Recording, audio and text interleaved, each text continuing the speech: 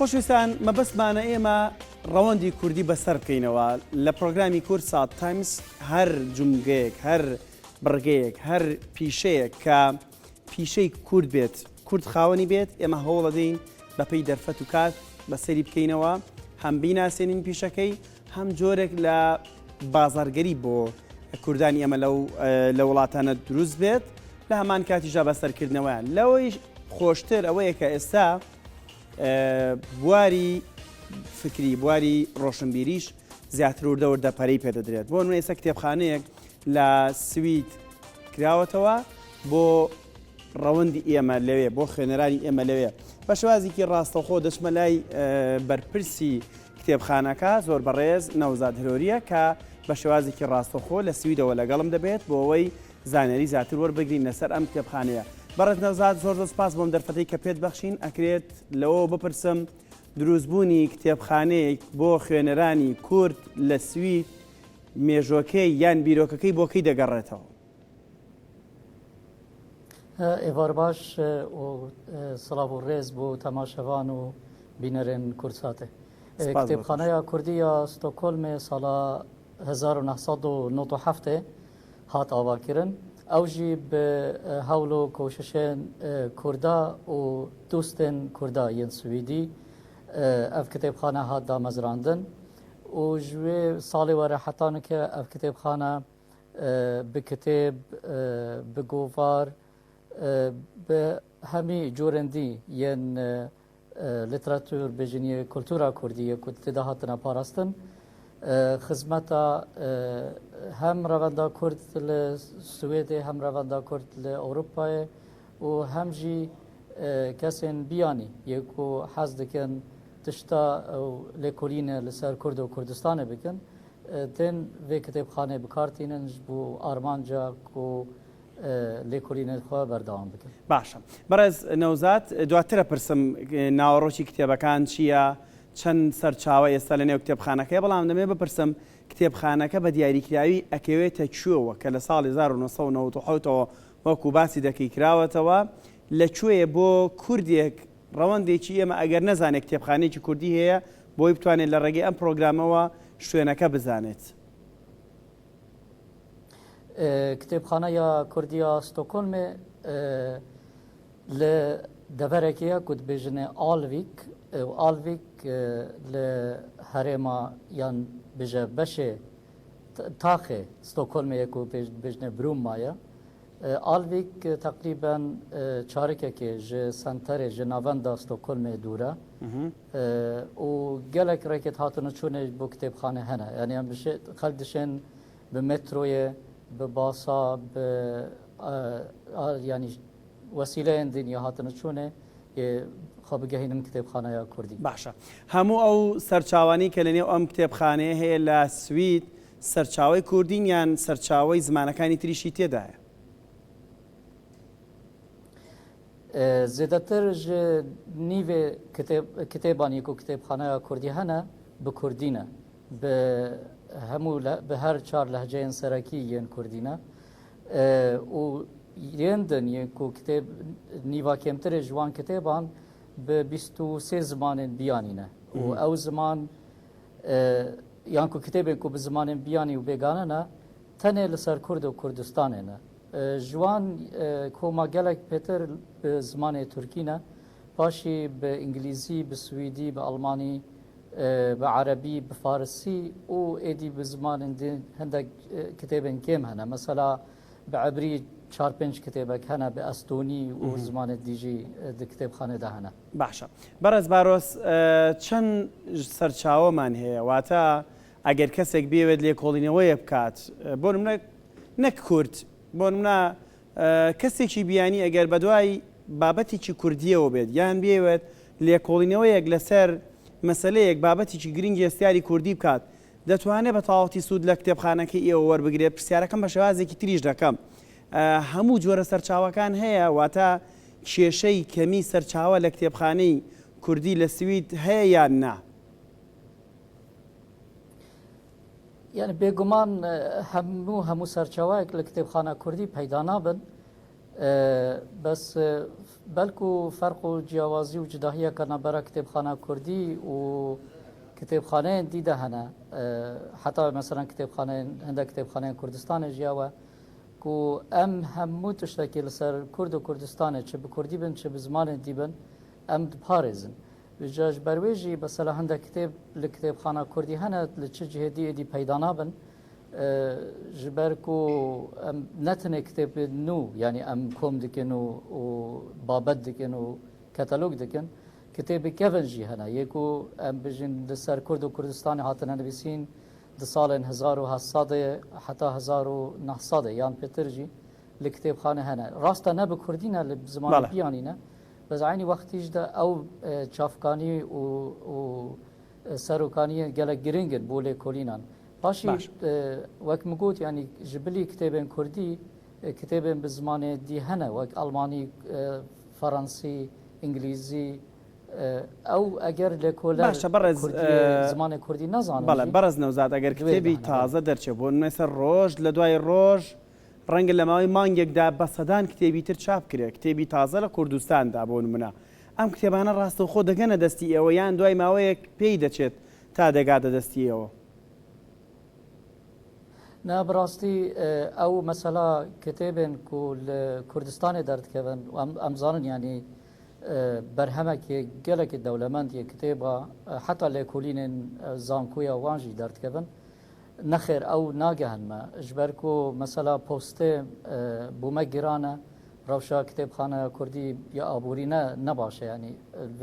وان سال دیماهی در روشاوی گلک خرابه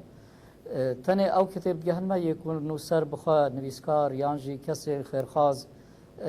کردن کوتین کردستان ود گرن چند کیلو گل خاطین نیوان کتابا بو خدمتا یانجی بو خیره هنده کو او کتاب لکتاب خانه کردی هبن بس مخابن نه او کتاب کل کردستان درد کردن یعنی جوان بلکو جسادی سه چارجی لکتاب خانه کردی نینن بەداخە بە یوانە و گرفتە چارەسەر بێ بەرز نەوزات چێن ئەوانەی سەردانی کتێبخانەی کوردی دەکەن لە سوید تەنها کوردەکانن یان وەکووتمان کەسانی بیانیشن پرسیارەکەم بە شێوازێکی تریش دەکەم ڕێژەی سەردانیکردن چۆنە بۆ کتێبخانە چونکە ئێستا دەڵێن سەردەمی تەکنۆلۆژیایە سەردەمی وا دەڵێن ینی لە قەوسێکدا لە ناوچوونی کاغەز کتێب ڕۆژنامە بەڵام ئایا لەلای ئێوە بەو شێوازەیە یان نەخێر خوێنەر کتێبخانەکانی ئێمە کتێبخانەی کوردی لە سوید هێشتا خوێنەری لەدەست نەداوە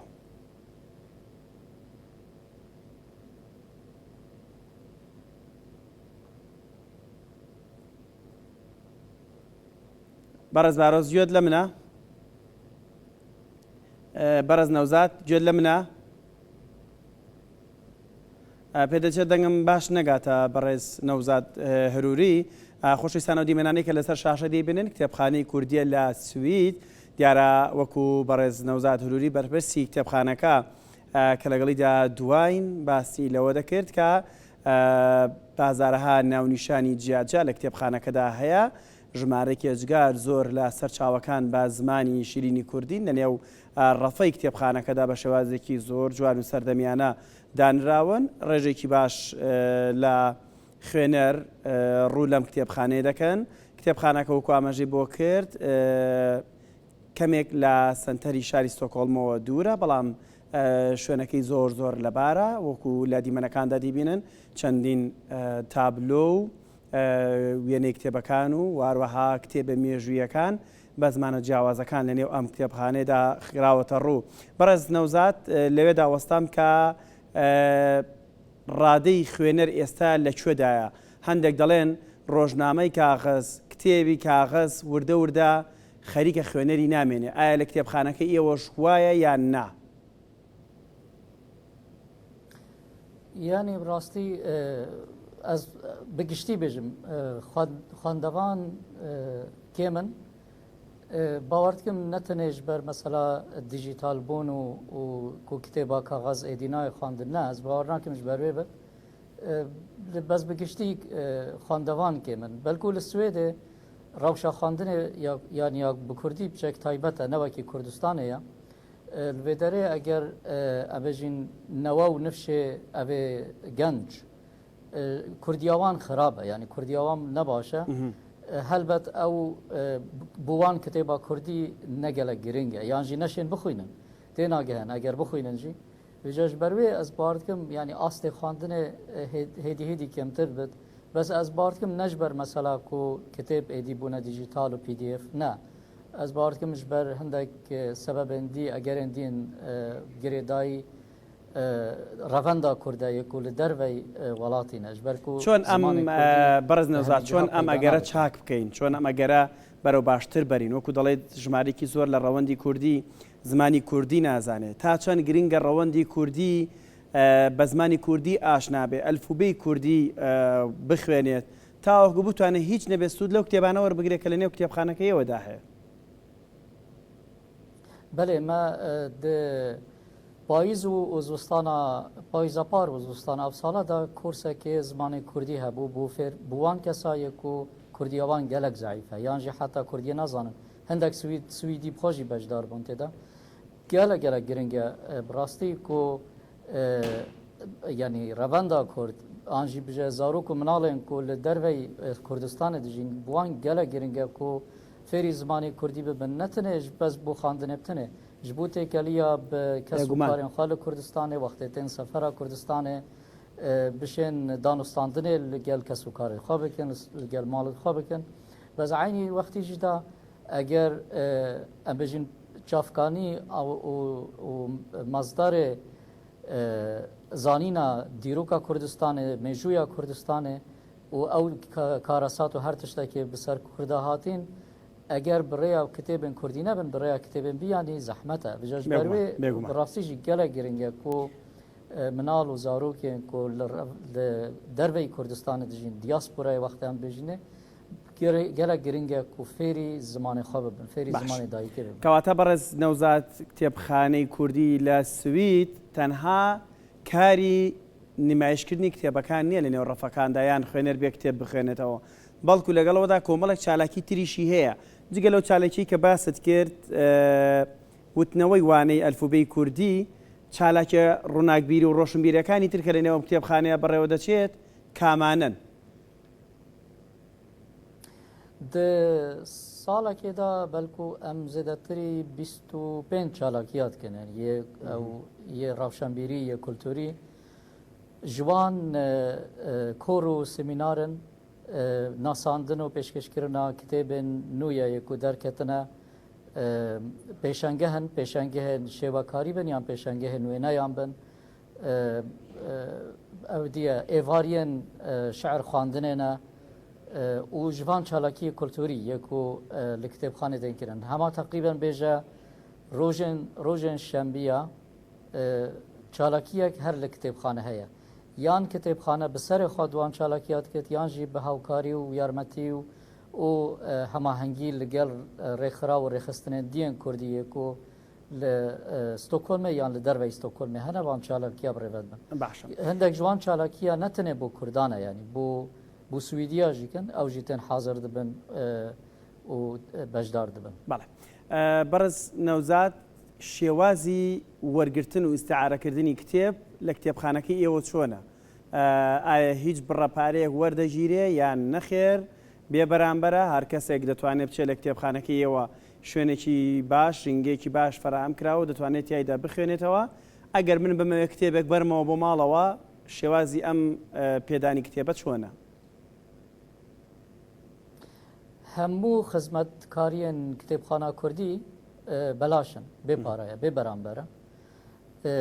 دەینکردنا کتێبان jî gelek normal e kesek ku li Stockholmê dijît ew bixwe dişêt bêt kitêbxaneyê ew kitêba ku ew hez dikir deyn bikir û qarz bikir bibit malê û qarzkirin û deynkirin muddetê wê maweyê wê sih rojin yanî mangeke heyveke her kesê hez bikit û kitêba bê deyn bikit durist e û ji bilî wê jî wextên vekirina kitêbxane jî hene rast e piçek wextê kitêbxaneyên veyan van çend heyv û mawayê dîmahiyê da kêmtir bûne bez dîsa jî kitêbxane bû her kesî vekiriye یەکۆ حەز بکرد کتێبانێن کرد یەکۆ حەز بکرد بێت ڕێنتد و لێکۆلینا بکرد یەکسەر ئەو خزمەتکاری هەمیە کۆل کتێبخانە کوردی تێنکردن بێ بەرامبەرن بۆ هەر کەسێکی